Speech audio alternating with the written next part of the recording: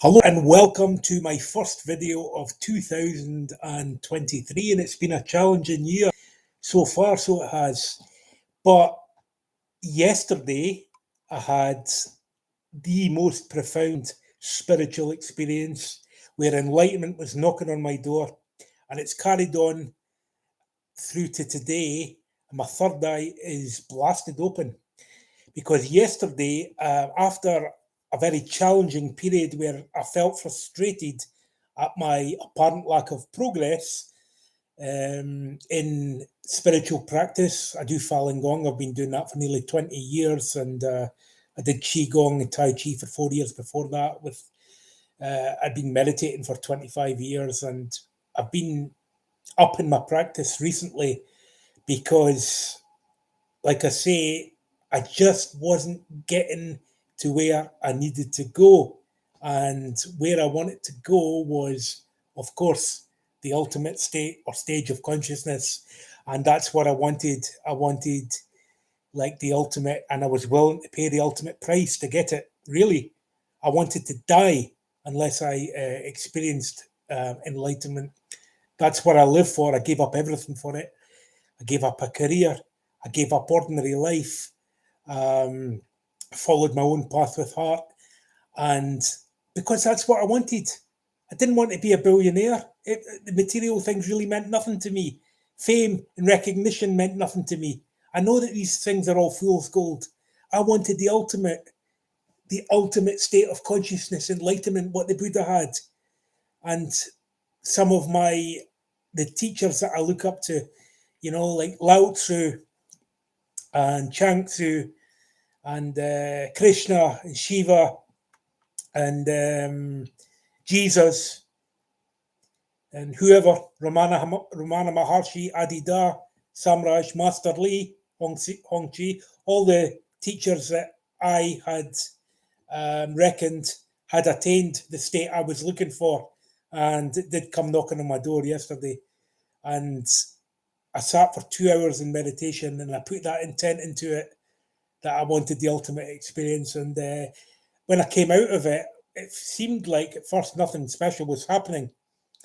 And but I went outside, and boy, man, I was connected to, like the main voltage. I mean, the voltage was just turned up considerably, and I saw that there's only one power.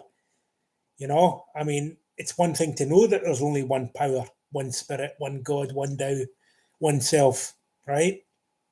But to see it for yourself and be connected to it and realize that there's nothing personal about that. Yeah, it is power. There is only power, and only that power can be considered ultimate, and it's totally beyond ego. It really is. I mean, there was no person there, and I had to do a share at a NA meeting later on, and I was on fire. I had no sense of personal history, no sense of past, no sense of time. There was only the present moment, and my boundaries were all blasted open. I mean, it didn't even matter if I did anything or if I achieved anything anymore. All that mattered was that I stayed in that state, and that I remained consistently attuned to this state, and that's where I'm at. And so enlightenment has come knocking finally on my door, and after all the efforts, and I tell you, man, I don't believe there's anybody. I mean, this might sound a bit egomaniacal, but I don't think there's anybody I know, at least, that wanted it more than I did. I really, really, really wanted it more than life itself. I really did that, and I wanted to die. I said, if I don't attain enlightenment right now, this was the intent I had in my meditations, you might as well kill me right now, because I don't want to live anymore. That's how much I wanted it. And it's been like that at times. I mean, not all the time, but sometimes, my ego gets in the way. In many ways, I'm still stuck in ego, but that's what I wanted. I wanted enlightenment more than anything else, and I still do, because that's what I live for. And that's the only thing that really matters more than anything. Other things matter, of course, like achievements and family and friends, girlfriends, and you know, all that kind of stuff. You know, I'm still hooked on all that, you know, to a certain extent. Not attached completely, but I still, you know, pursue these things. But none of them are of any ultimate importance or significance to me.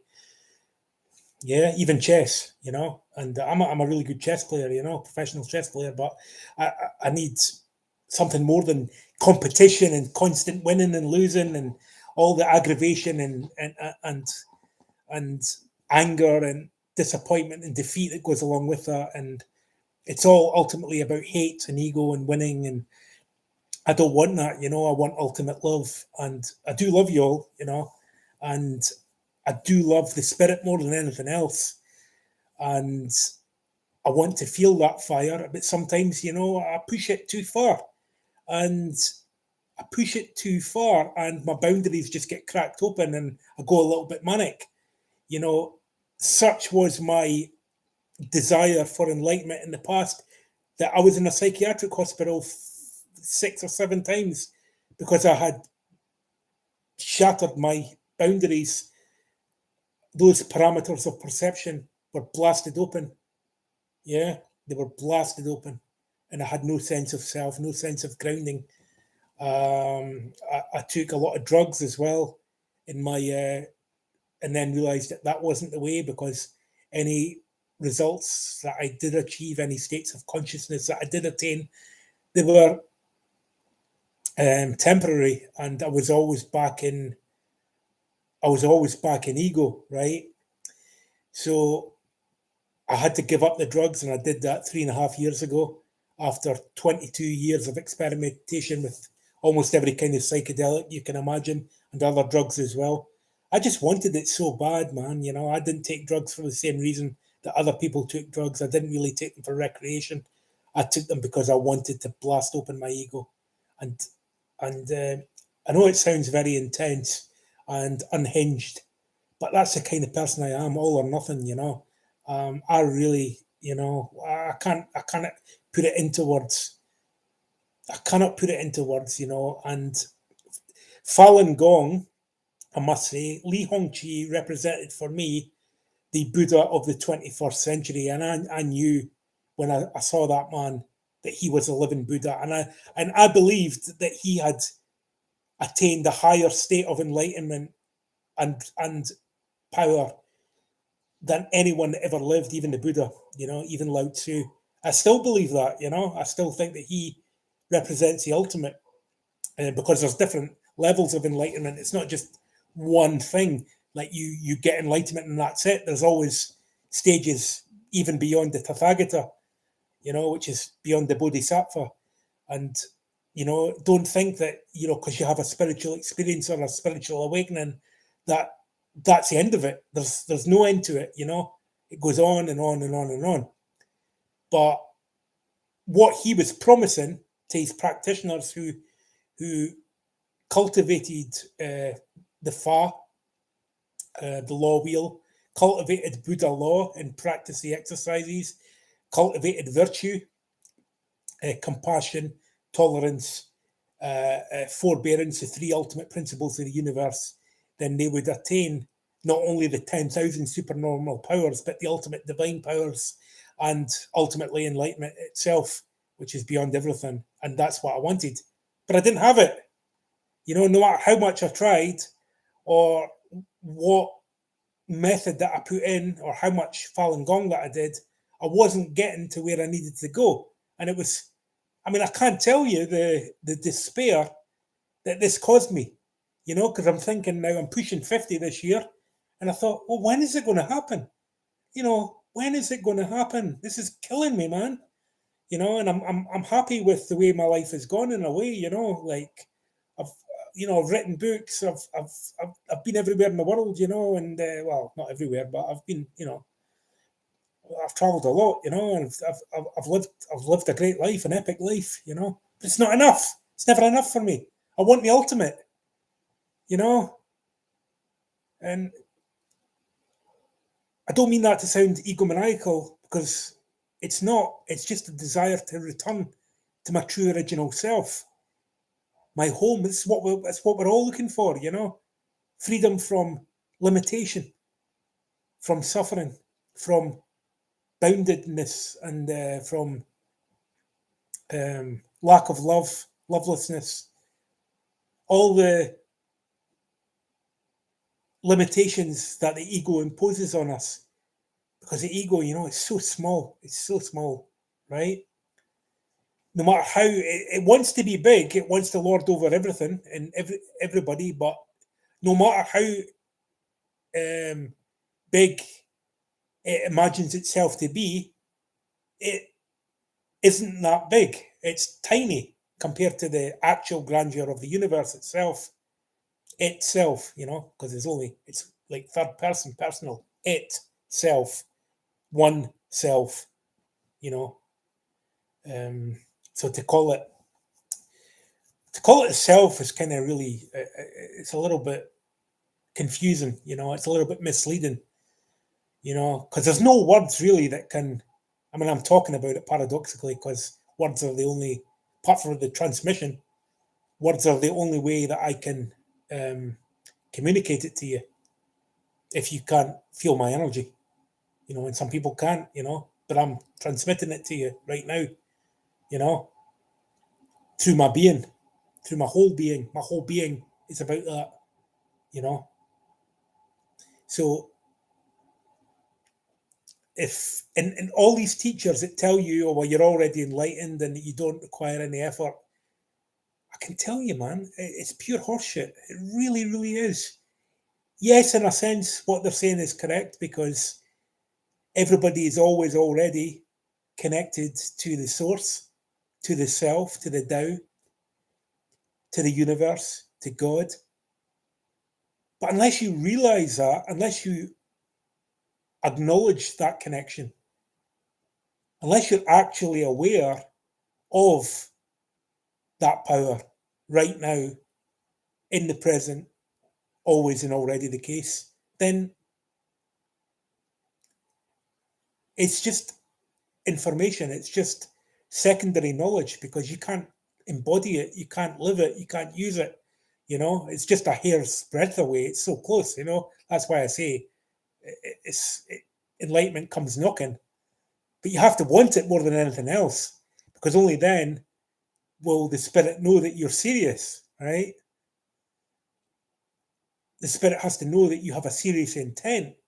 It's not something that you just after a few months or a few years practice, you can just have it. This is the ultimate.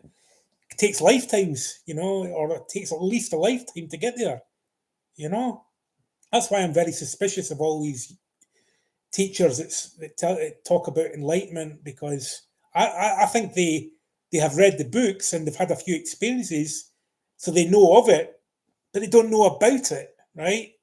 They haven't experienced it. They haven't embodied it for themselves, not on any lasting basis. They've had a few experiences, perhaps. They've read a few books, but they're not there, right? And the only reason I'm telling you this is just to beware, because it ultimately it doesn't even matter if they've experienced it or not. Only are you experiencing it right now, and if you're not, then it's not it. You've still got ways to go. And if it takes a lifetime, it takes a lifetime. It probably will take a lifetime. Because this is the ultimate. It requires the ultimate sacrifice. That you have to be willing to pay the ultimate price. And you don't actually have to pay that price, so to speak, but the spirit has to know that you have that intent, that you have that level of seriousness and commitment. Because otherwise, why would something so profound, so ultimate, just be given to you on a plate? It doesn't happen like that. Like the saying, Rome wasn't built in a day. It's the same with enlightenment. You think that without any effort, without any work, it's just going to happen. It's not going to happen like that, my friends. It's not going to happen. You have to be willing to put the work in. You have to cultivate love, cultivate compassion and truthfulness, being direct and without being harsh, but being truthful about your perspective, your vision, your authentic truth. If you can cultivate that, and stop avoiding things and trying to avoid conflict and confrontation and just be brave and be courageous, then you're, by confronting other people with that truth, you are breaking down the boundaries, you're breaking down the wall of deception and lies by being real and breaking down that glass barrier. You shine through, shine through, break through that wall, penetrate people with your spirit, shine your spirit, right? So it's all about being real. Truthfulness, here's number one, right? And compassion, of course. Compassion naturally awakens in this state because you can't help but feel compassionate for people's predicament, because their predicament, in a sense, is your predicament, right? It's a human condition. It's suffering. It's limitation. It's lack of connection. It's isolation, alienation, depression, anxiety, fear, paranoia, disappointment, sadness. It's pitiful. How could you not feel compassion? Compassion arises out of seeing the true nature of things, of reality, of people, of life as it's been lived conditionally under ordinary conditions. That's what's sorrowful about it, and that's a predicament of ordinary life, and it's a sad situation, So compassion's number two. And then the forbearance aspect of it, the tolerance aspect, is number one, it's not getting offended or not getting angry when people insult you. Because any criticism or judgment that's coming from their, let's say, their own unhappiness is not your problem. It's not something you have to feel bad about. It's something that's coming from them. And so the compassion element arises again in response to their suffering, their lack of connection, because they wouldn't be saying these things if they were fully connected to the source. They're saying out of their own exasperation, their own sadness, their own unhappiness. And so how could you not feel compassion? And how can you not tolerate that, And if what they're saying is genuine and if it's true and there is something that you need to look at and you need to work on, you should thank them instead of being offended, because being offended just provokes anger. It provokes self-righteousness, and all of that will keep you in ego. It just does, and that's a cycle you want to break free from. So being tolerant is also being patient and being able to wait for the big prize, because it's not going to happen overnight. It takes persistent. It's like chipping away at a stone. It takes a rock, takes persistent effort. You're not going to get it on the first time or even the 100th time. It's going to take a constant lifetime of chipping away at that stone before it finally breaks open.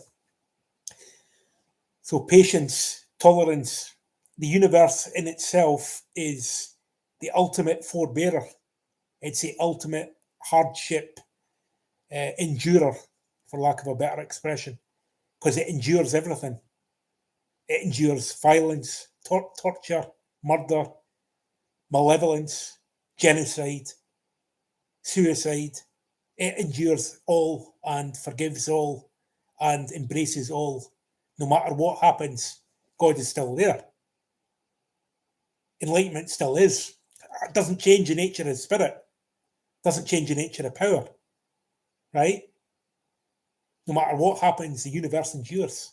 So forbearance is the third aspect of enlightenment. So you've got truthfulness, number one. compassion number 2, and forbearance number 3. These are the 3, let's say, core spiritual principles of the universe itself.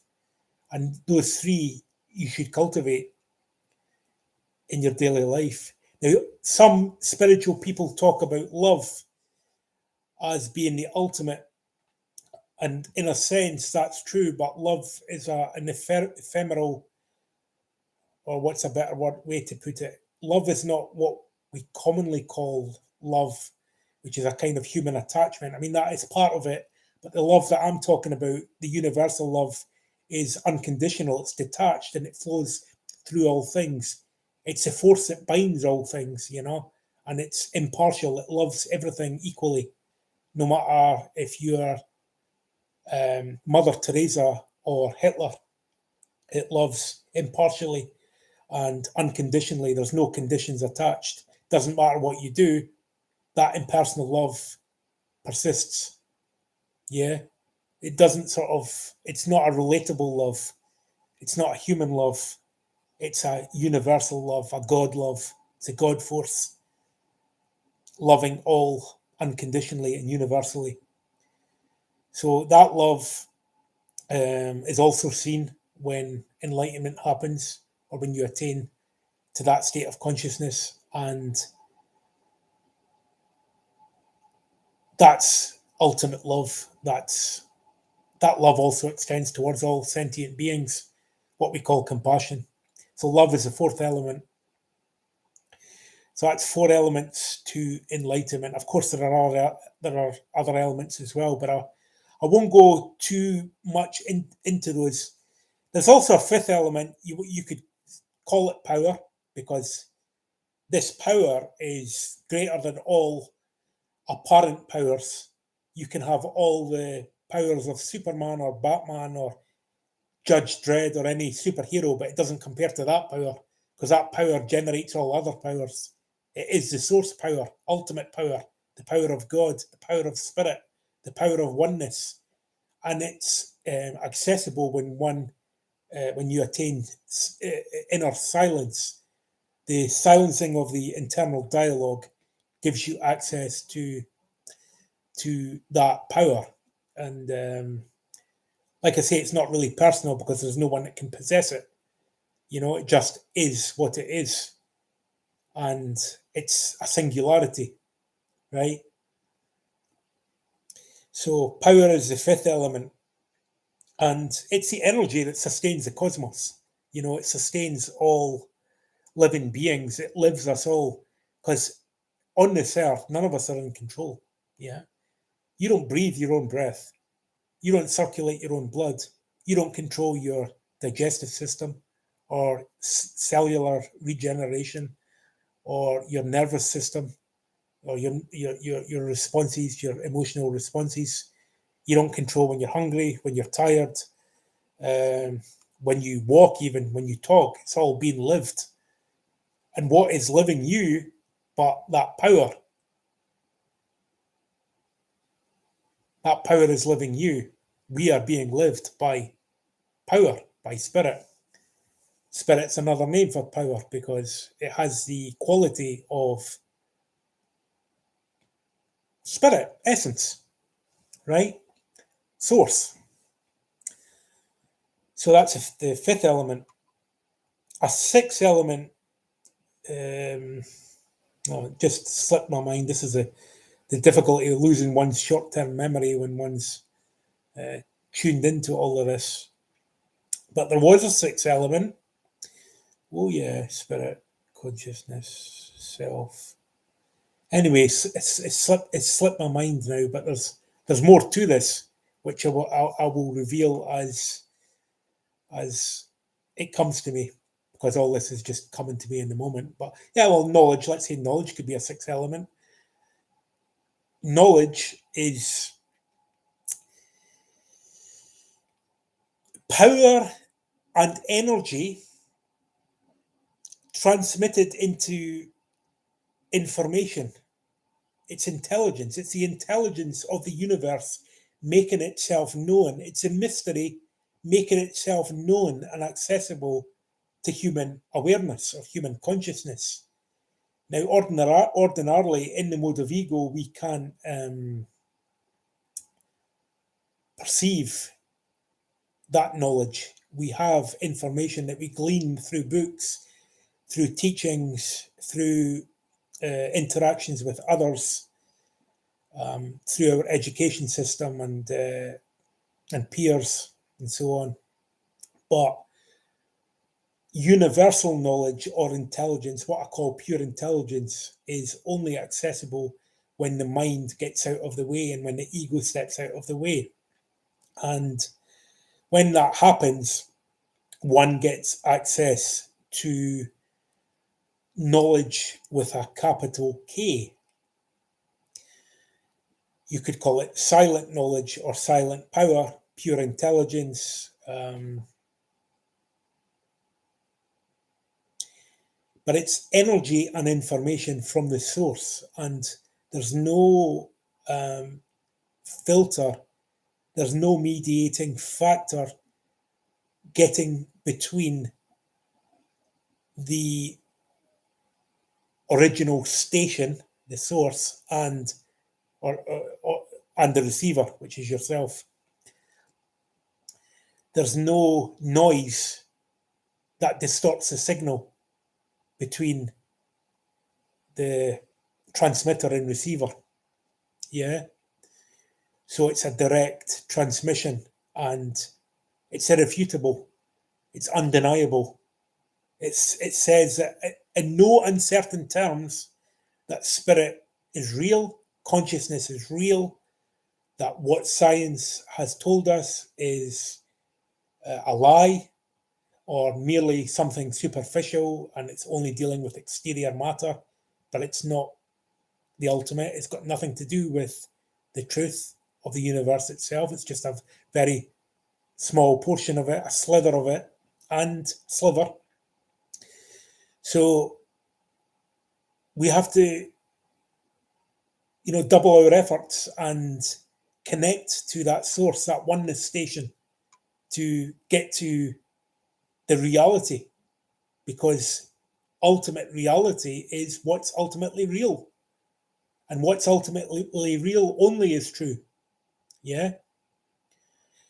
So yeah, all this is through the it's all off the top of my head, but it's not really coming from my head, so to speak. But that's a sixth element, is knowledge. Knowing something that's verb. That's a verb rather than a noun, because it's not something static. It's something that's constantly happening. This access to knowledge, it's something that's always flowing. It's like seeing energy as it flows freely in the universe. So that's the sixth element, knowledge. And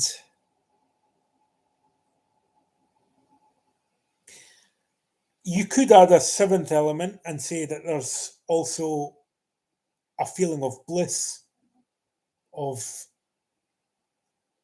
extraordinary perception or ecstasy, rapture, as something way beyond ordinary happiness that is associated with this profound connection to source and oneness. It's ecstatic because it's outside the normal range of awareness. Because ultimately, that's what this journey is all about, is a recovery of awareness.